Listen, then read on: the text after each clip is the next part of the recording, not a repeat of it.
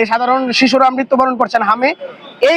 এই অন্তর্বর্তীকালীন গভর্নমেন্ট তারা শূকরের মাংস আমদানি করার কথা তাদের মনে ছিল, কিন্তু তাদের হামের টিকা আমদানি করার কথা মনে ছিল না। শিশু যে মারা গিয়েছে এটা কিন্তু স্বাভাবিক মৃত্যু নয়, এটা একটি হত্যা। আপনারা জানেন যে কজিং ডেথ নেগলিজেন্স ফৌজদারি আইনে আমাদের যে বিষয়টা বলা আছে সেটা হচ্ছে যে যদি অবহেলার দরুন কারো মৃত্যু ঘটে, সে যে অপরাধটা সে অপরাধের রেসপন্সিবিলিটি এবং লাইবিলিটি তাদেরকে নিতে হয়।